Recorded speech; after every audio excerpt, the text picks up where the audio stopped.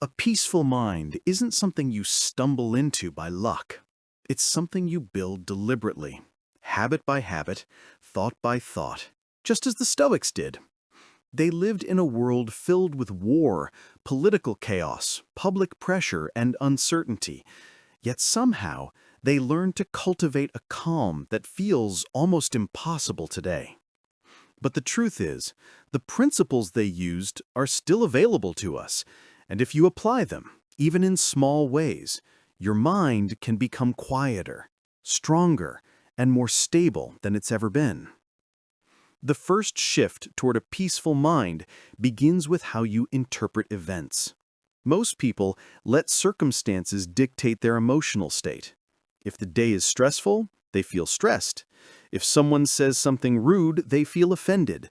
If a problem appears, they feel overwhelmed.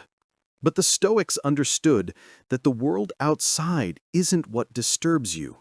It's your judgment of it. The moment you pause and question your first reaction, everything slows down.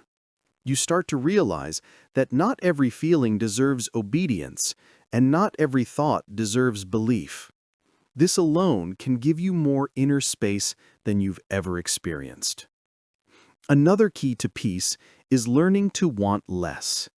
So much of the modern world is built on comparison, consumption, and artificial desire.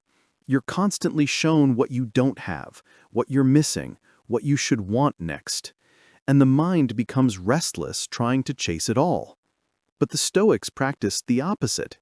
They trained themselves to appreciate the simplest things, to find satisfaction in what was already in front of them.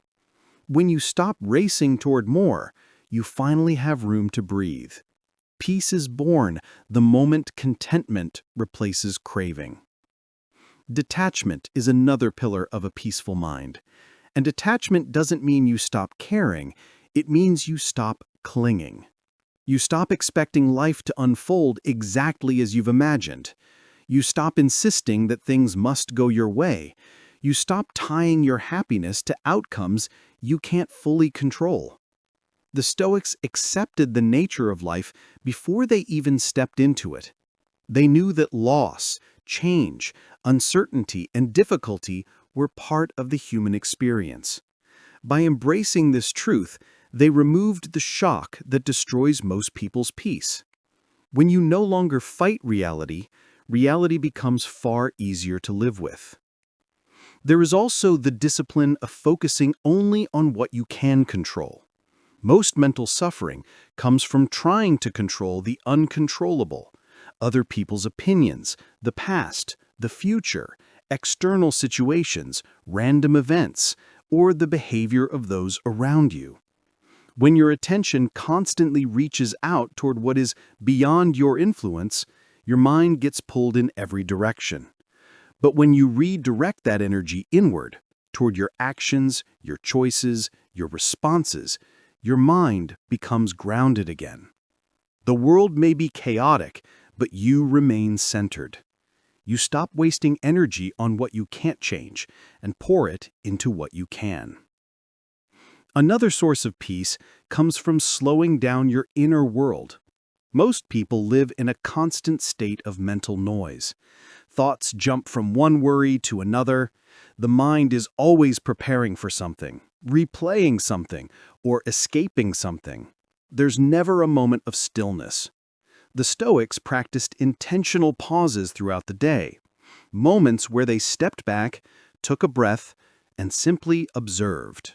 No reacting, no rushing, no anticipating, just presence. In those moments, they reset their emotions, their thoughts, and their perspective. When you learn to pause, even briefly, peace becomes a natural consequence. The Stoics also understood that peace requires honesty with yourself. Much of our internal conflict comes from avoiding truths we don't want to face, fears we pretend we don't have, habits we refuse to change, responsibilities we delay, or feelings we bury. But avoiding truth creates turbulence. Confronting truth creates stillness. When you look directly at your weaknesses, the fear around them shrinks. When you acknowledge your mistakes, guilt dissolves. When you admit what you're avoiding, the weight disappears. Peace comes from alignment, and alignment comes from honesty. Finally, the Stoics believed that peace grows in the mind of someone who acts with virtue. When your actions contradict your values, the mind becomes unsettled. When you know you're doing things beneath your potential, the mind becomes restless. When you consistently choose distraction, anger, envy, or impulsiveness, the mind loses its clarity. But when you act with integrity, even in small ways, everything inside you quiets down. Discipline feels peaceful. Responsibility feels peaceful. Choosing the right thing feels peaceful. Peace comes from living in a way you don't need to hide from. What the Stoics realized is that a peaceful mind isn't passive, it's active. It's built through training. It grows through awareness. It strengthens through discipline, and it stabilizes through acceptance. When you stop demanding that life be different, when you stop negotiating with reality, when you stop letting other people's chaos invade your inner world, you create something unshakable. Imagine waking up and not immediately feeling pulled by fear or pressure. Imagine dealing with conflict without losing yourself in emotion. Imagine moving through your day with a calm center that nothing can easily disturb. Imagine ending the day without mental clutter, without obsessing over what went wrong, without replaying conversations or imagining worst-case scenarios.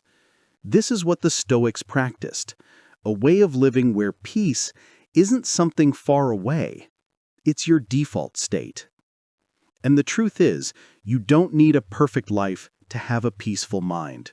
You just need the discipline to direct your attention, the humility to accept what you cannot control, and the courage to confront what's within you.